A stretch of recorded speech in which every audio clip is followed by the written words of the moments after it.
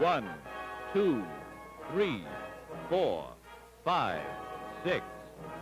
Yes, once every 6 seconds, day and night, weekdays and holidays, another automobile accident adds to the toll of death, injury, and property damage.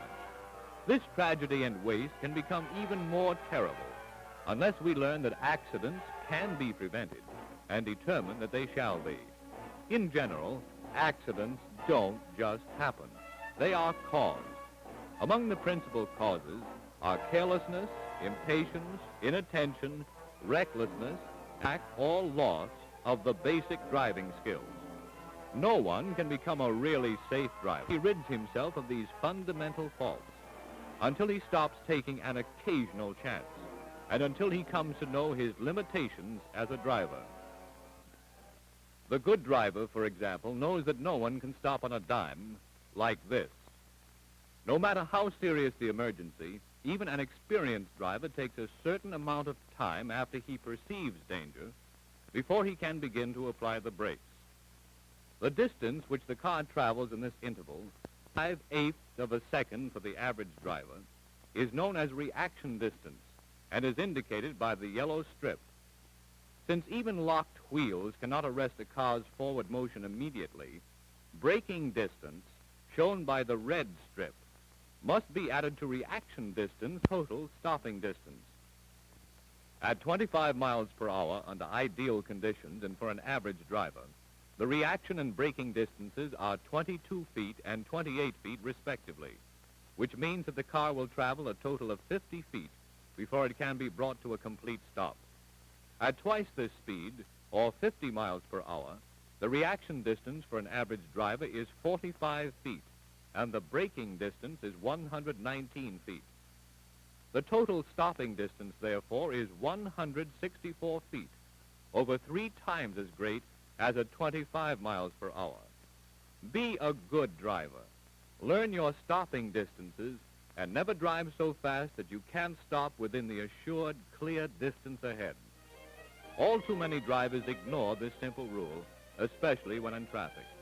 In fact, one of the greatest causes of automobile accidents is a habit of following the car in front of you too closely. Unless drivers leave a safe distance between their car and the car ahead, and unless they remain constantly alert, a crash is almost inevitable should the leading car stop suddenly. Driving in the proper lane is of importance, too. It is an easy matter to maintain a smooth flow of traffic on multiple lane highways when slow cars keep to the right and faster cars to the left. But the impatient driver, who hopes to save a few seconds by weaving in and out, endangers both lives and property. As he darts from one lane to another, he leaves behind him a trail of snarled traffic and ruffled tempers, even if he doesn't cause a serious accident. Keep in line. A good driver will never attempt to pass another car when approaching a curve, hill, or intersection, or in the face of oncoming traffic. The driver who takes a chance by passing when he can't see the road ahead, or when he doesn't have sufficient clear distance, is one of the greatest menaces to be found at the wheel today. Often he himself escapes unscathed, but is the real cause of accidents involving other drivers. Pass only when the road ahead is clear. Passing on the wrong side is another leading cause of accidents. Not only is it difficult for other drivers to see a car passing in this fashion, but the reckless driver has no warning should one of the other cars pull out of line to stop or make a turn. You can do a good turn for yourself and other drivers by observing 2 simple rules. When you plan to make either a left or right-hand turn, give the correct hand signal and stay in the proper lane. From this position, the turn may be made easily and safely. Impatience and danger, however, go hand in hand, and the driver who will cut across a line of traffic, depending on his greatest speed to keep him out of danger, may cause serious trouble. Remember, use hand signals and keep in the proper lane. There's plenty of room on this road for all, just as long as everyone stays on his side of the line.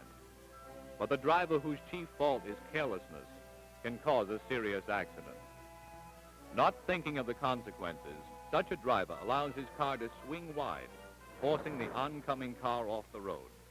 Always stay on your own side of the center line. But the most inexcusable of all accidents are those caused by drivers who are under the influence of alcohol. Anyone who drives a car in this condition is a potential killer. Alcohol, even in small amounts, affects a driver's judgment and dulls his senses.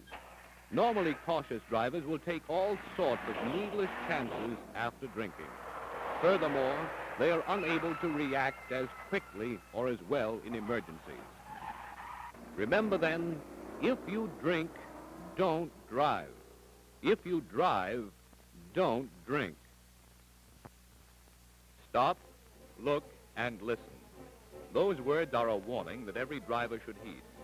Yet despite this warning, more than 2,000 men, women, and children will meet death this year in crashes between automobiles and trains. More than one-third of these fatal accidents will occur at crossings guarded by gates, bells, flasher lights, or other protective devices. When you come to a railroad crossing, stop and look both ways before going on.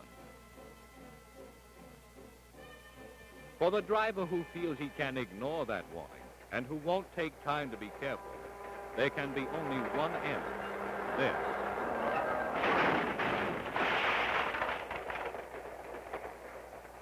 So, stop, look, and listen. The busy intersections of American streets and highways are breeding places of accidents. Even those crossings where the flow of traffic is controlled by stoplights are not immune. Seemingly, it should be a simple matter to obey the law, to stop on red, to go only after the lights have changed to green. But many drivers, impatient because of a few seconds' delay, will start off as soon as they see the caution light.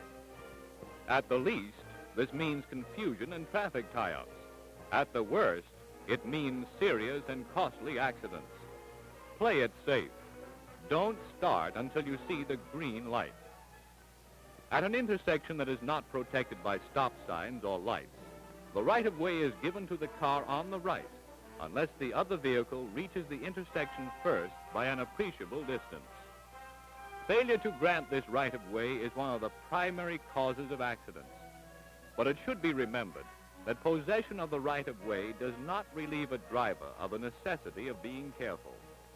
The driver who fights for his right-of-way or takes it for granted may well be described by the old jingle which tells of the chap who one fine day was killed maintaining his right-of-way.